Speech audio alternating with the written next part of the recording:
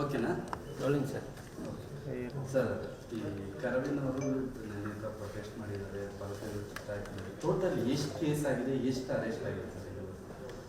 ಈ ಕರ್ನಾಟಕ ರಕ್ಷಣಾ ವೇದಿಕೆಯವರು ನಿನ್ನೆ ಹಮ್ಮಿಕೊಂಡಿರ್ತಕ್ಕಂಥ ಏನು ಪ್ರತಿಭಟನೆ ಇತ್ತು ಕನ್ನಡ ನಾಮಫಲಕಗಳಿಗೆ ಸಂಬಂಧಪಟ್ಟ ಹಾಗೆ, ಅದರ ವೈಯಕ್ತಿಕವಾಗಿ ಬೆಂಗಳೂರು ನಗರದಲ್ಲಿ ನಿನ್ನೆ ಆಗಿರ್ತಕ್ಕಂಥ ಬೇರೆ ಬೇರೆ ಘಟನಾವಳಿಗಳನ್ನು ಆಧರಿಸಿ ಒಟ್ಟು ಬೇರೆ ಬೇರೆ ಪೊಲೀಸ್ ಠಾಣೆಗಳಲ್ಲಿ 10 ಅಪರಾಧ ಪ್ರಕರಣಗಳು ದಾಖಲಾಗಿವೆ. ಈ ಪೈಕಿ ಈ 10 ಅಪರಾಧ ಪ್ರಕರಣಗಳಿಗೆ ಸಂಬಂಧಿಸಿದಂತೆ ಒಟ್ಟು 53 ಜನರನ್ನು ಇದುವರೆಗೆ ನಾವು ಬಂಧಿಸಿ ಅವರನ್ನು ನ್ಯಾಯಾಂಗ ಬಂಧನಕ್ಕೆ ಒಪ್ಪಿಸಿದ್ದೇವೆ. ಇದರಲ್ಲಿ ಕರ್ನಾಟಕ ರಕ್ಷಣಾ ವೇದಿಕೆ ಅಧ್ಯಕ್ಷರಾದಂಥ ನಾರಾಯಣ ಗೌಡರು ಮತ್ತು ಅವರ ಬೇರೆ ಪದಾಧಿಕಾರಿಗಳು ಮತ್ತು ಇತರ ಯಾರ್ಯಾರು ಈ ಘಟನೆಗಳನ್ನು ಮಾಡಿದ್ರು ಮತ್ತು ಈ ಕೆಲವು ಕಡೆಗಳಲ್ಲಿ ರೆಡ್ ಹ್ಯಾಂಡಿಗೆ ಸಿಕ್ಕಿದ್ರು ಅವನ್ನೆಲ್ಲ ನಾವು ಬಂಧಿಸಿ ನ್ಯಾಯಾಲಯಕ್ಕೆ ಒಪ್ಪಿಸಿದ್ದೇವೆ. ಸರ್, ಈ ಕಾನೂನು ಕೈ ತಗೊಳ್ಳೋದು ಎಷ್ಟು ಸರಿ, ಈ ಥರ ಮಾಡೋದು ಎಷ್ಟು ಸರಿ?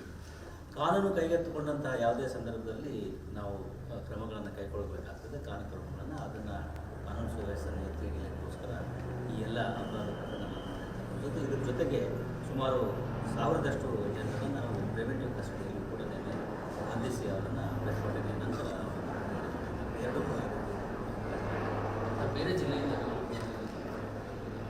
ಬೇರೆ ಬೇರೆ ಜಿಲ್ಲೆಗಳಿಂದ ಬಂದಿರತಕ್ಕಂಥದ್ದು ಗಮನಕ್ಕೆ ಬಂದಿದೆ. ಯಾಕೆಂದರೆ ಈ ಪ್ರಿವೆಂಟಿವ್ ಕಸ್ಟಡಿ ಮಾಡಿದಾಗ ಬೇರೆ ಬೇರೆ ರಾಜ್ಯದ ಬೇರೆ ಬೇರೆ ಭಾಗಗಳಿಂದ ಬಂದಿರತಕ್ಕಂಥದ್ದು ಗಮನಕ್ಕೆ ಬಂದಿದೆ.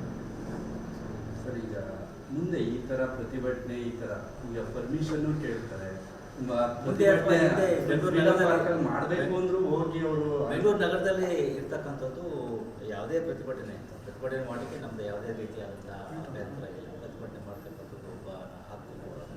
ಆದರೆ ಈ ರೀತಿ ಪ್ರತಿಭಟನೆ ಮಾಡ್ತಕ್ಕಂಥದ್ದು ಬೆಂಗಳೂರು ನಗರದಲ್ಲಿ ಫ್ರೀಡಮ್ ಪಾರ್ಕ್ನಲ್ಲಿ ಮಾತ್ರ ಆಗಬೇಕು ಅಂತೇಳಿ ಈಗಾಗಲೇ ಮಾನ್ಯ ಉಚ್ಚ ನ್ಯಾಯಾಲಯದ ಆದೇಶ ಇದೆ. ಅದಕ್ಕೆ ಅನುಗುಣವಾಗಿ ಯಾರೇ ಫ್ರೀಡಮ್ ಪಾರ್ಕ್ನಲ್ಲಿ ಪ್ರತಿಭಟನೆ ಮಾಡಿದ್ದೀವಿ ನಾವು ಅವರಿಗೆ ಅವಕಾಶವನ್ನು ಮುಕ್ತವಾಗಿ ಮಾಡಿಕೊಡ್ತೇವೆ.